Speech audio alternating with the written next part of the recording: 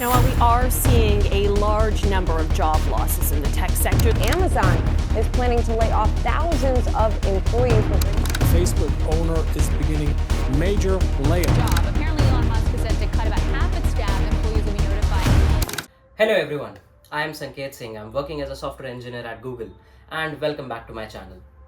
So guys, in today's video we are going to talk about a very serious topic that is kind of relevant for all the budding software engineers out there. We are going to talk about the recent layoffs and the ongoing recession. I'm not going to keep this video quite long, and I'm not going to tell you or teach you the economics due to which all of these things are going on. Rather than we are going to talk about that how all of these things are going to affect all the new grads that are going to come up and all those folks who are already working in the industry, how all of these things are going to affect you, right? We are going to talk about what you can do in order to make sure that you are in a good and a safe position, and whatever challenges are going to come forward in, like, let's say almost 1 year ahead, you are kind of prepared for that. So without any further delay, let's just start. But before just starting the video, don't forget to hit the like button and don't forget to subscribe to the channel if you want to have more insightful content around tech. So let's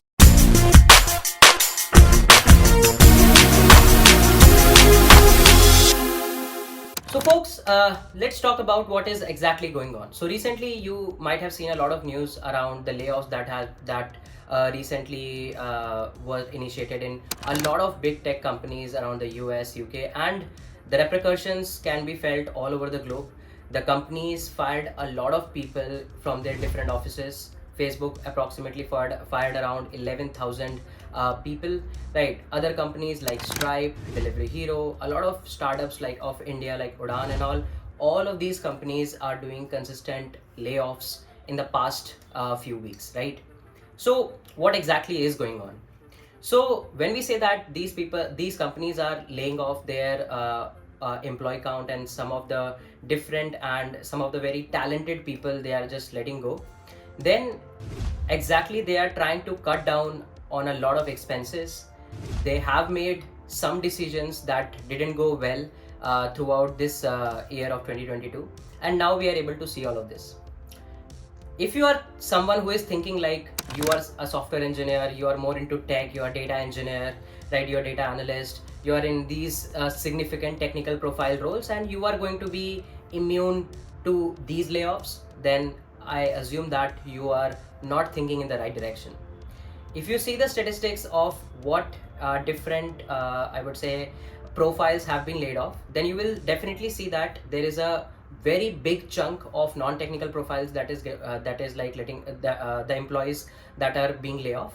But apart from that, there are a lot, and I mean a lot, and tons of technical profiles and technical candidates and technical employees who are also being laid off, right? Be it a software engineer, technical program manager, product managers, data analyst, data scientists, data engineers, all of these profiles are getting affected.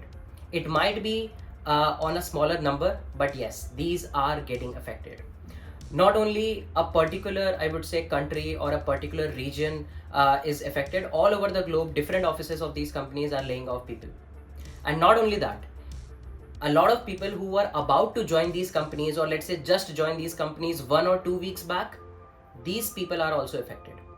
Now you can't just say that all those people who were affected are not performing up to the mark, because there are these people who like joined the company 1 week back or 2 weeks back and they were not even given the opportunity to actually showcase their talent and showcase their skills. So no one is going to be immune with all of this situation around here, right? Yes, if you see the statistic, then they say that only 13% people, 14% people, 15% people are getting laid off. So you might feel that, okay, still a big chunk of people are still working there. But when you see the scale of these companies, 13% is a significantly big number. It's not like 13% people are getting affected, it's the 13% families that are associated with that company. All those families are going to get affected.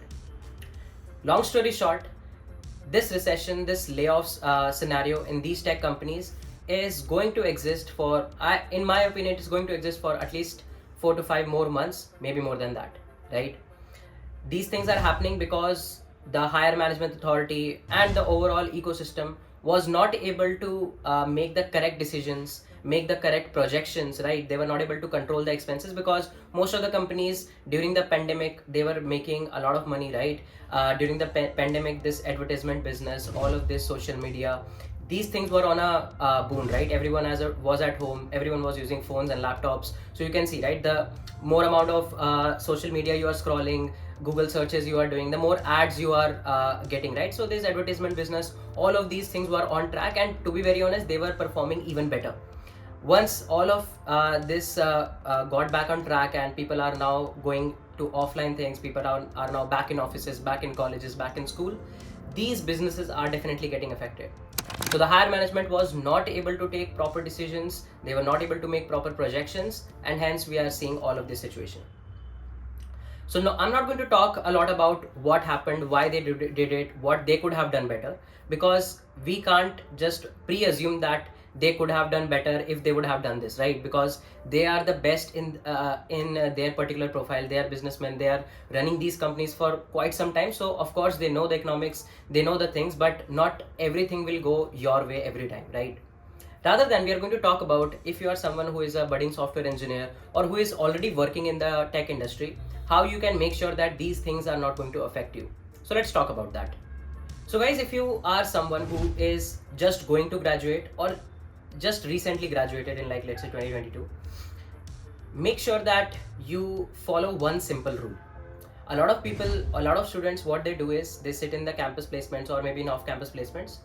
Once they get one offer or one good job that they feel is a good job, they just stop looking after. They just do a bit of chill, and they just focus on their, like, regular studies and do the rest of the stuff. But in my opinion, having just one offer in your hand in situations like these can be risky. Let me talk about my own story. In 2020, when COVID pandemic hit us hard, I was already having like three offers consistently, right? I already rejected one offer, and two other offers I was already considering that one of them I will definitely join. Approximately 2 weeks before the joining date, both of the companies one by one called me, and they said that they are going to defer the joining date. You might also see a lot of deferring of joining dates that is happening now also. So what exactly went wrong? So I was relying on these two offers, which are of very good scale companies, right? And they were also not prepared for what was coming ahead. So they were also putting down all the possible measures on the ground so that they are also able to control the situation. But at the end, if I see it with my perspective, I was in a risky situation.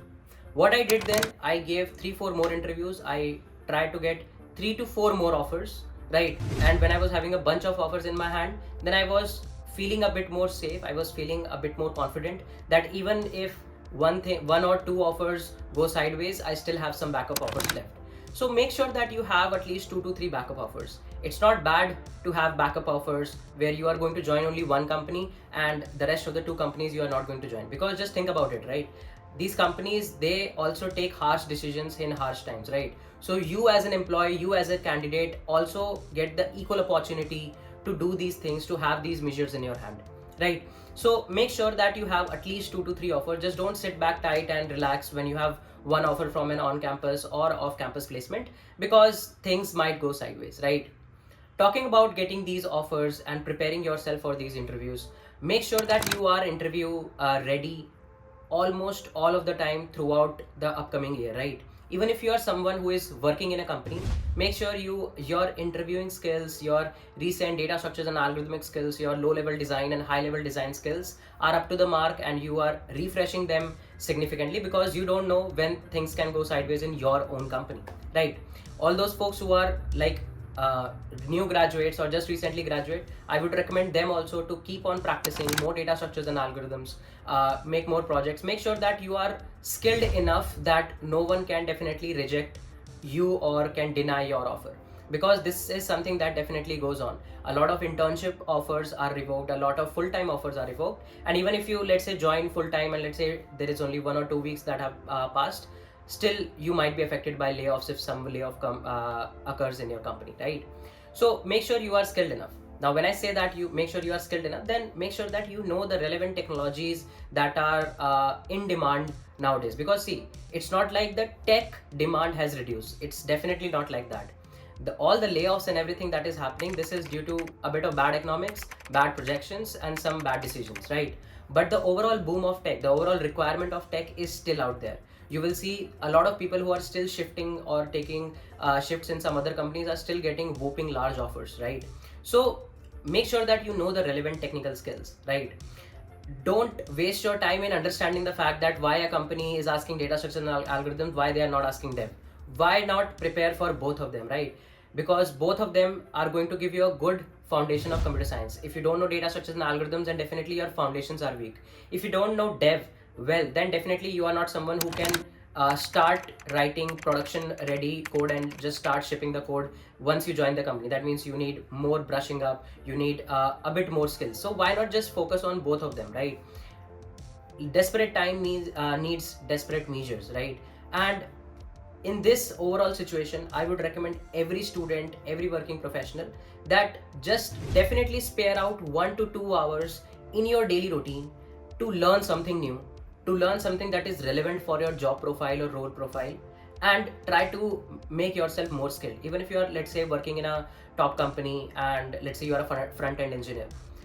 Being a front-end engineer, knowing things around React is a good thing, but try to take your skill one step even further. Try to learn how you can optimize your websites, how can you do the optimization over web, right? Try to expand your skills maybe in PWAs, try to expand your skills around mobile tech also, right? So make sure that you have a lot of things in your hand based on which you can definitely hunt for a job if it comes to that, right? So overall, my opinion is going to be that make sure you don't waste your time in understanding why these layoffs are going on, and how as a 2023 grad, 2024 grad, how these things are going to affect you. Because trust me, it's not only you that is going to get affected. There are like lack of people who are going to get affected, and within these bunch of people, all those people who are going to focus on their skills, who are going to focus on building more projects, getting better at interviews, they are going to pass through, right? So instead of just keeping on thinking, rather than start doing something, start learning relevant stuff maybe from YouTube, read a lot of Medium articles, right? Let's say if you are a backend engineer, try to understand high-level design, low-level design of backend system, how to make scalable backend system. All of these things you can definitely try to learn if you are already a working professional. Let's say you have spent 1 to 2 years already in the industry. Try to spend on your skills, right? Even if you are, let's say if you are interested in some paid boot camps or paid courses, it can be a relevant thing to do nowadays, because it's good to invest on your skills that is eventually going to give you a stable life, right?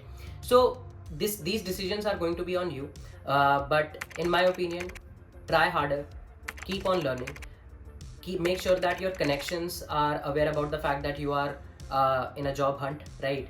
Make sure you are relevant and you are posting relevant things on LinkedIn regarding your job hunt. Reach out to people on LinkedIn who are still hiring, right?